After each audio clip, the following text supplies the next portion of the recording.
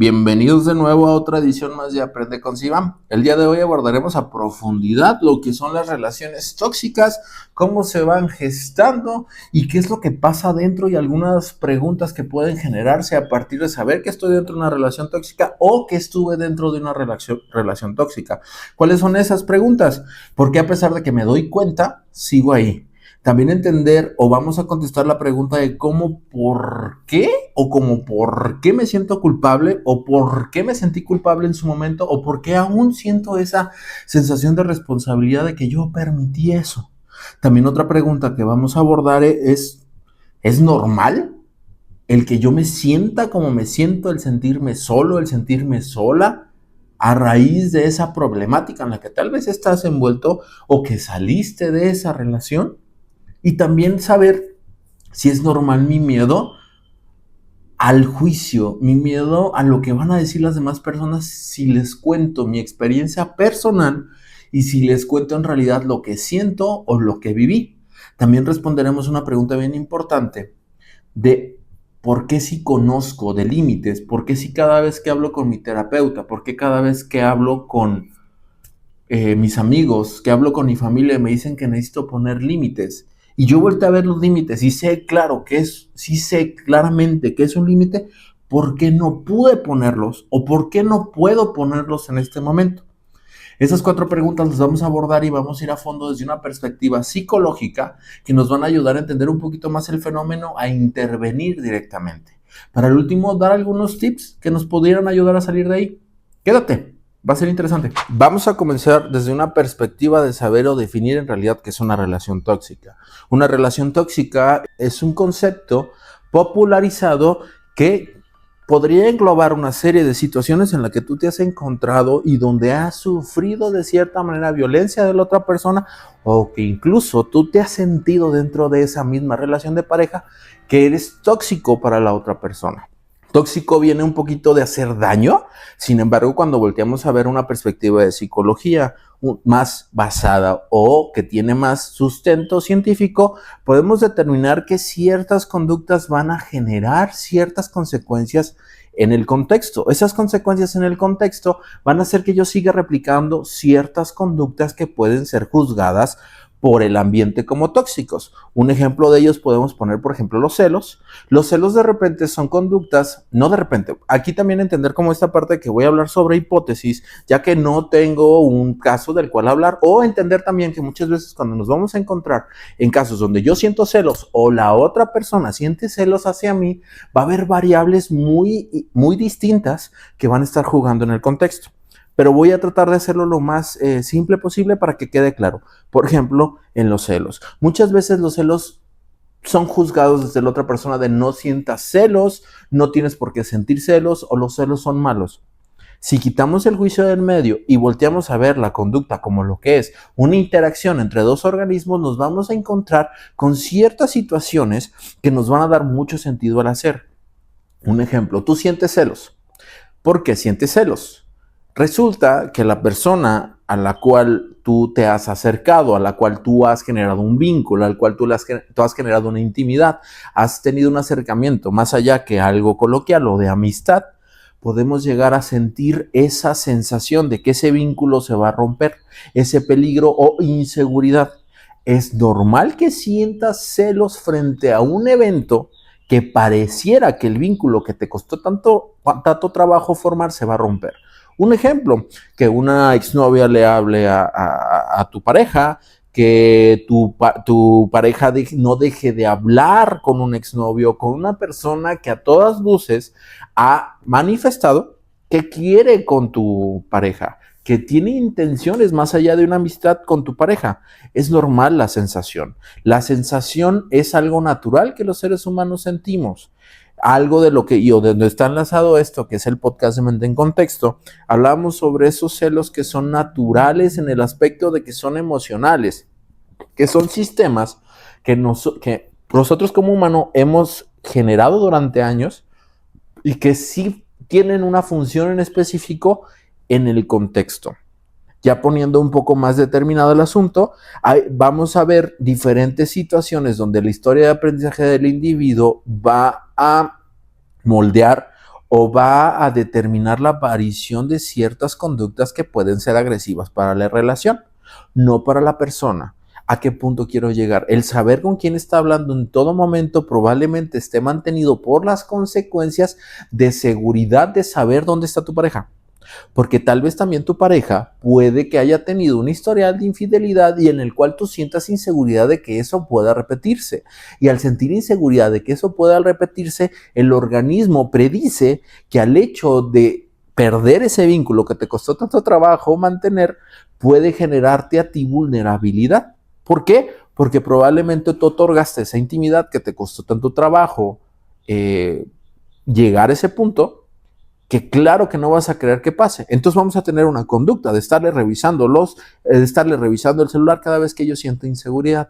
El problema con ese tipo de conducta es que esa seguridad que se está presentando en realidad no es una seguridad que te dé el contexto, sino que te quita una sensación de inseguridad. Ejemplo, yo estoy viendo que estás sonriendo en el celular. Yo empiezo a sentir tal vez esos celos, ese miedo de que esta persona se vaya a ir. Me siento tensionada, me siento con un fuerte dolor en el pecho y le pido a la otra persona que me enseñe su celular. La otra persona me enseña su celular. Al enseñarme su celular y yo revisar su celular, lo que va a pasar es de que la sensación de malestar se va a ir. Me voy a sentir mucho mejor. ¿Por qué? Porque no encontré nada. Entonces le regreso el celular. ¿Qué es lo que va a pasar en este fenómeno? Por más que la otra persona que dio el celular con la intención de mantener la seguridad, lo único que va a pasar es de que esta conducta siga ocurriendo en el transcurso de la relación. Y que muchas veces esa es una de las causas que genera un rompimiento, porque va a haber situaciones que le genere tanta inseguridad, tanto miedo a la persona que tiene los celos, que va a ser imposible pararlo con darle el celular. ¿A qué punto quiero llegar? De repente vuelvo a sentir celos, préstame tu celular. De seguro, estás ocultando cosas. O de seguro, mira, aquí vi que con tal persona de trabajo que tiene el nombre de esa persona, la cual yo sé que puede haber un riesgo, veo mensajes eliminados. Le pregunto a la otra persona y la otra persona lo único que me dice es que no pasó, simplemente le mandé un mensaje por error. Ese tipo de respuestas ya al organismo, a la pareja, ya no le va a ser suficiente. Va a entrar en un proceso todavía más complicado en la intención de no es sentir seguridad, sino evitar el malestar de la inseguridad. Entonces probablemente haga otro tipo de conducta, como prohibirle hablar con personas, como prohibirle salir, como en el caso de un hombre hacia una mujer propiamente, pedirle a la persona, exigirle a la persona o controlar a la persona de que el atuendo que usa, que lo tiene que cambiar para evitar problemas. Porque en todo momento estoy bajo esa intención de que no quiero sentirme inseguro, de que no me quiero sentir celoso. Ese tipo de conductas moldean la dinámica de pareja, donde también la otra pareja, que probablemente de un inicio no sentía celos, pueda sentir esta sensación de enojo y de injusticia de me la estás haciendo, me la estás haciendo de tos por mensajearme con una amiga y de repente yo veo que te mensajeas con un amigo. O viceversa, me la estás haciendo de tos porque me mensajeo con un amigo y tú te mensajeas con una amiga. Y entonces comienza una dinámica donde pareciera que quién puede más o pudiera parecer una venganza. Donde llegamos a ese punto donde los dos están en constante crisis con la intención de salir de esa sensación desagradable. Uno está queriendo salir de la sensación de los celos y la otra persona está queriendo salir de la sensación de la injusticia, del enojo. Entonces ahí se realiza una dinámica que puede generar un conflicto a largo plazo, que puede desgastar la relación y que puede llegar a su término. Y que normalmente de fuera estas conductas específicas son clasificadas, son juiciadas, son etiquetadas por el contexto como conductas tóxicas. O amiga, eres muy tóxica, o amigo, eres muy tóxico.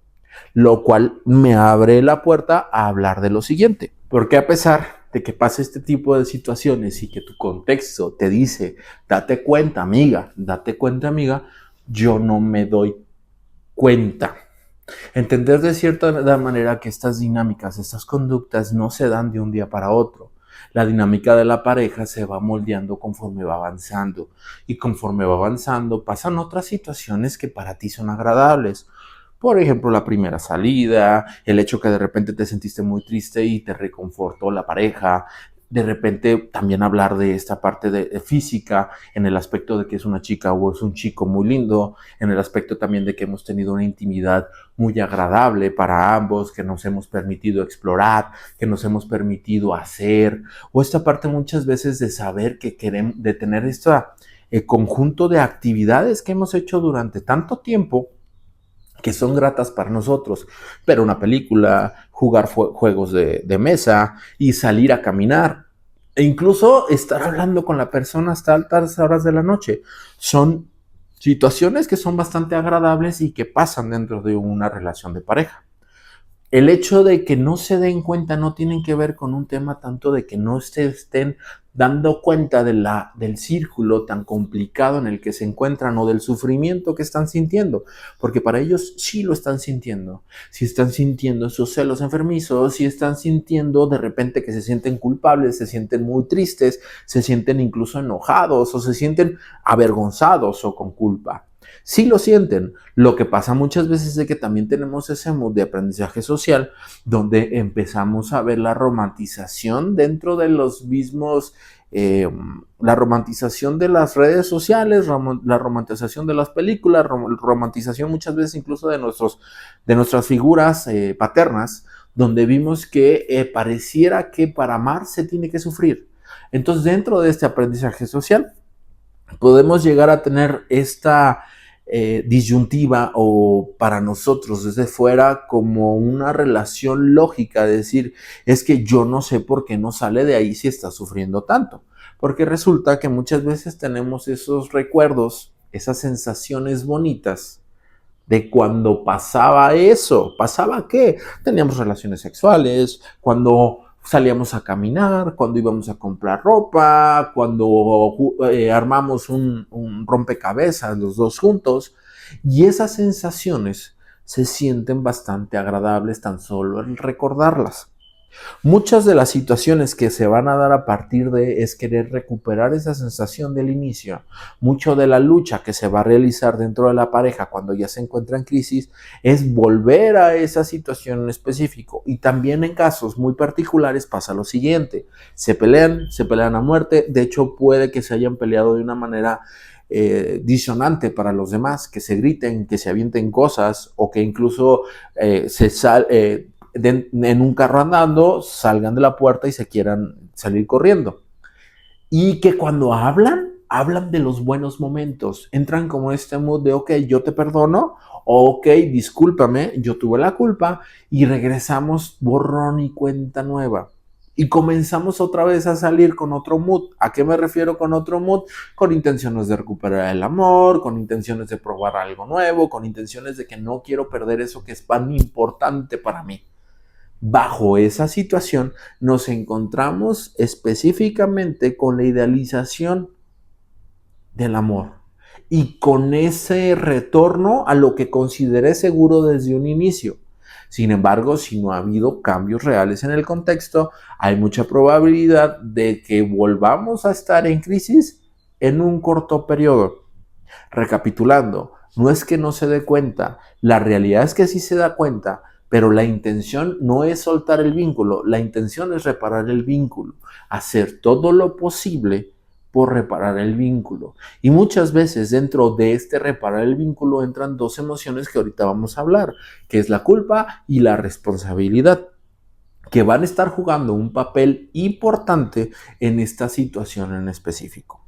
Y con todo este tema de la culturalización se abre la puerta para la siguiente pregunta. ¿Por qué me siento sola? ¿Por qué siento miedo de lo que vayan a decir de mí? Como lo estuve abordando durante todo el video, pues nos vamos a dar cuenta que mucho del contexto va a moldear las conductas tóxicas que de repente se presentan en una pareja.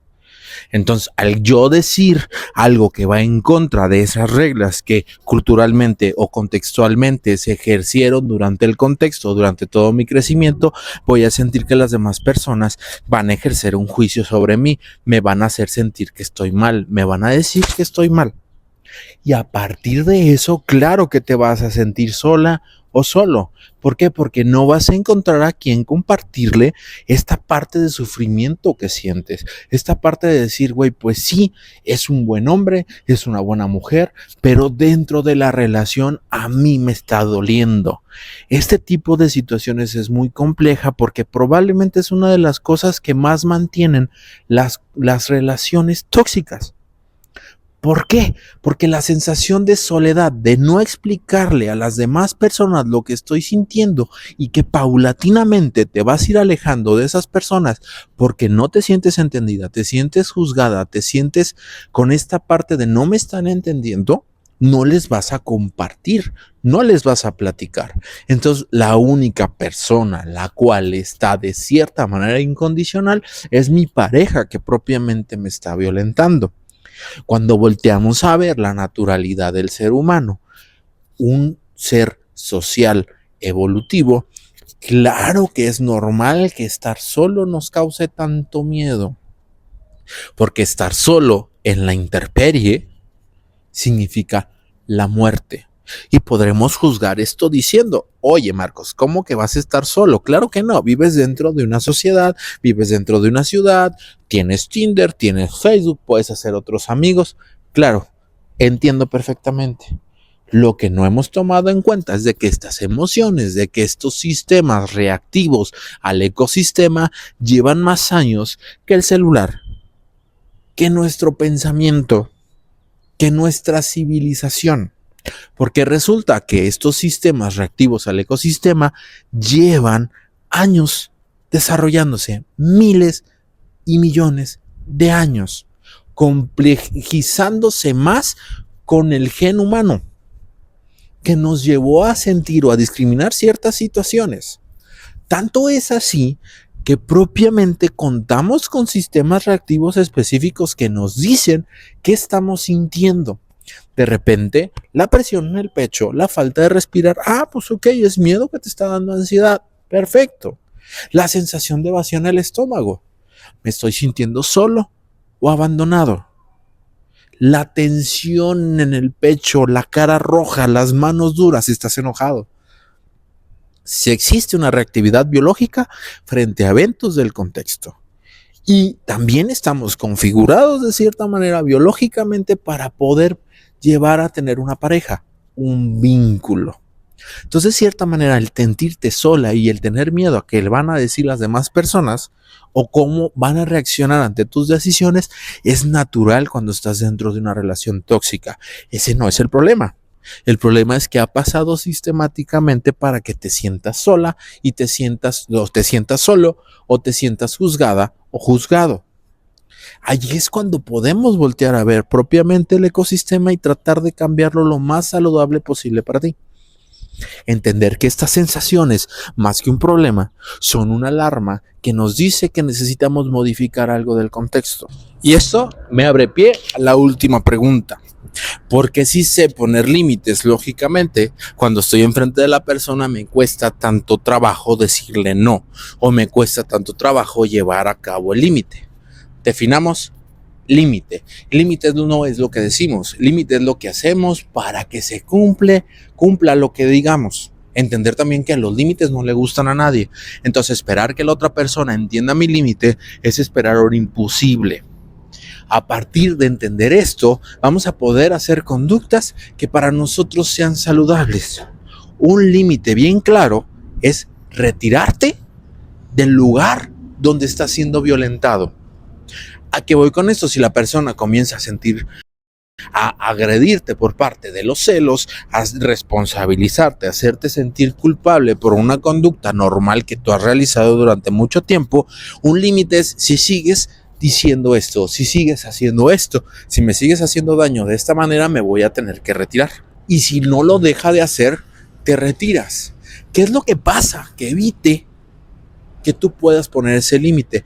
Pues mucho de lo que estuvimos platicando, este contexto histórico, cultural, estas sensaciones de culpa, de hacerte responsable por cosas que no son tuyas, de sentirte solo o sola, y de sentir miedo a lo que van a decir los demás. Porque muchas veces el hecho de salir de un lugar donde te están violentados, puede ser tachado como drama. Puede ser tachado como estás exagerando, cuando en realidad lo estás haciendo por tu bienestar. Esto es importante. ¿Por qué? Porque esto explica claramente porque a pesar de que yo sé que es un límite, que yo sé que necesito poner límites, no puedo. Porque la parte social en este aspecto puede más. Entender esto te va a dar la claridad para saber que estas sensaciones, aunque estés poniendo límite, no se van a sentir al inicio. Te vas a sentir de la chingada. Probablemente incluso después de haber puesto el límite, vas a sentir que la otra persona se va a ir. Vas a sentir que te van a dejar sola, te van a dejar solo. Es normal, es normal. Poner un límite no es sencillo, porque estás reconociendo que están dañando tus no negociables o la línea que quieres poner. 2, también estás poniendo una consecuencia que para ti no es agradable, como es el alejarte de esa persona que tú consideras valiosa. Entonces complica esta parte de los límites, claro que sí, pero una analogía que siempre pongo en consulta es la siguiente. ¿Qué prefieres? ¿Sentir ansiedad, sentir miedo, sentir culpa, probablemente un día entero, con una intensidad alta, pero al día siguiente darte cuenta que lo hiciste de manera saludable, lo hiciste de manera adecuada y que la ansiedad por lo que te estaban haciendo o las consecuencias de la violencia se van en un día? ¿O seguir tolerando en menor intensidad que te violenten, que te minimicen, que te invaliden, que te controlen? Cuando esto, si bien es menos intenso, es más prolongado en el tiempo, porque puedes llegar a tener hasta 6 meses, 1 año, 3 años, 5 años bajo este cuadro. Entonces ahí es cuando ponemos una balanza de coste-respuesta. ¿Qué es coste-respuesta? ¿Qué me cuesta más? ¿Qué me cuesta menos? ¿Qué es mejor para mí? ¿Qué es peor para mí? Y bajo esa balanza podemos tomar una decisión correcta a saber qué es lo que necesito hacer para mi bienestar. Si llegaste a este punto del video, podemos concluir que no solamente se trata de ti, que no solamente se trata de una decisión que puedas tomar o permitir, que hay muchas cosas que vas a tomar en cuenta para ahora sí tomar la decisión correcta para ti. Aquí es donde pasamos un poco más a la intervención. La intervención en este tipo de situaciones es ideográfica. ¿Qué quiere decir que es ideográfica? No es igual para todos. Hay ciertas situaciones que van a mantener ciertas conductas y que tienes que reconocer qué es lo que está pasando. Una de ellas, o la que más te recomiendo, es un ejercicio de mindfulness. De repente, cuando volteamos a ver el mindfulness o cuando escuchamos de mindfulness, vemos esta parte como esotérica. La realidad es que sí es una técnica milenaria que se han encontrado beneficios terapéuticos. Y dentro de estos beneficios terapéuticos, el más importante es el estar en el aquí y en la ahora. Podemos voltear a ver la meditación. Sin embargo, muchas veces dentro de nuestro día a día, tomando en cuenta el contexto, claro que no vamos a poder meditar. Lo que sí podemos hacer es reconocer lo que estamos sintiendo. Cada vez que nos estén gritando, cada vez que nos estén celando, cada vez que esta persona de la cual ya identificamos que está ejerciendo violencia sobre mí o que está ejerciendo o que estoy dentro de una pareja en la cual se considera por los terceros como relación tóxica, detectar exactamente cómo nos sentimos, no solamente lo malo, sino también qué estoy ganando de esa relación. Probablemente en pequeñas dosis te está entregando seguridad, placer, te está entregando amor. Identificar exactamente eso nos va a permitir ponderar para saber si es suficiente para quedarnos o si no es suficiente para poder salir de ahí. Partir de esto es importante el mindfulness. Un ejercicio bien sencillo es, ¿qué siento? Ok, ¿qué siento?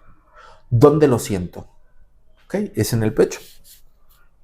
¿Cómo se siente? Es una presión. ¿Cómo se llama? Se llama tristeza. Y la última pregunta es bien importante. ¿Tengo alguna razón para no sentirme triste? Ah, sí me están pasando cosas bien horribles. ¿Es normal que me sienta triste? ¿Es normal que me sienta enojado? Por ejemplo, vamos a hacer un mindfulness con el enojo. ¿Dónde lo sientes? En las manos. ¿Cómo las sientes? Tensas. ¿Qué más sientes? El pecho. ¿Cómo lo sientes? Hirviendo. ¿Cómo se llama eso? Enojo. ¿Hay alguna razón para que no estés enojado? No.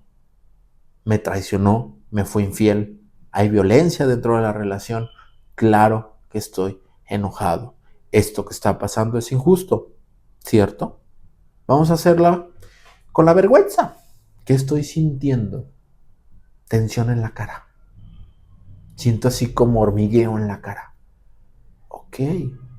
¿Cómo se llama eso? Vergüenza. ¿Hay alguna razón para no sentir vergüenza? No. Esta persona me ha humillado sistemáticamente en frente de sus amigos y de sus familiares. Claro que siento vergüenza. La culpa. La culpa sí te la dejo de tarea. ¿Cómo sientes la culpa? Textearte cómo sientes la culpa. Esa es una herramienta de intervención que te puede ayudar a discriminar o identificar qué es lo que está pasando a tu alrededor. Algo más que pudiera funcionar, no funcionar, sino es una estrategia de tolerancia al malestar cuando tú te encuentres dentro de un ataque de ansiedad o un ataque de pánico, es ir a donde haya agua fría o donde existan hielos y colocarte hielos en las manos o colocarte agua o hielo en la parte de atrás de la nuca. Esto tiene una explicación fisiológica. Cuando tú sientes ansiedad, tu cuerpo se siente en peligro. Está prediciendo que tu cuerpo puede estar amenazado por alguna cosa del contexto. Con estas sensaciones sumamente frías, tienen que ser frías, calientes no, porque calientes sí hace daño.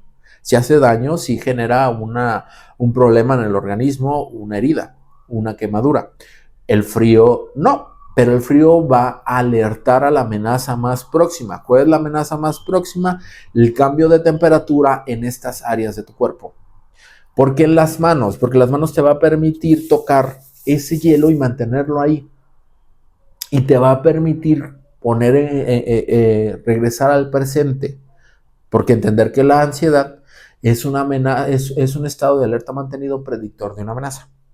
Segundo, en la parte de aquí atrás se encuentran la mayoría de nuestras uniones vertebrales, donde se encuentran los planes craneales, los que se encargan de cierta manera de comunicar esas sensaciones de tu cuerpo hacia tu cerebro y de tu cerebro hacia tu cuerpo. Al poner ahí agua fría o hielo, va a priorizar de manera automática que hay un cambio de temperatura en el ambiente y el cuerpo va a decir, hey, ¿qué está pasando? No vamos a arreglar el problema, pero tus sensaciones de ansiedad van a disminuir. Entender también un tema de los límites. ¿A qué me refiero? Otra intervención, el tema de los límites va a ser algo que no te va a producir de inicio sensaciones agradables. Probablemente te sientas culpable, probablemente te sientas avergonzada, probablemente te sientas con miedo de lo que vaya a pasar a partir de tu límite. No esperes sentirte bien inmediatamente cuando pongas un límite. Solamente presta atención lo que pasa a la otra persona, porque aquí sí voy a poner una hipótesis, un supuesto. Se supone que esta persona está contigo porque te quiere. No tendría que tener un problema, no tendría por qué escalar un conflicto por el hecho de solicitar algo que es importante para ti. Porque también dentro de la pareja es importante encontrar esas similitudes que necesitamos para congeniar, para sentirnos cómodos con la otra persona. Pues con esto cierro. Espero que te haya servido. Si no, no te preocupes. En la parte de abajo tengo la cajita de comentarios donde puedes dejar alguna pregunta que te surja y yo con mucho gusto la voy a intentar resolver. Recuerden seguirnos en nuestras redes sociales y sobre todo darle suscribir aquí abajo. Me ayuda mucho. Y nos vemos en el siguiente, ya sea podcast o Aprende con Sivam. Bye.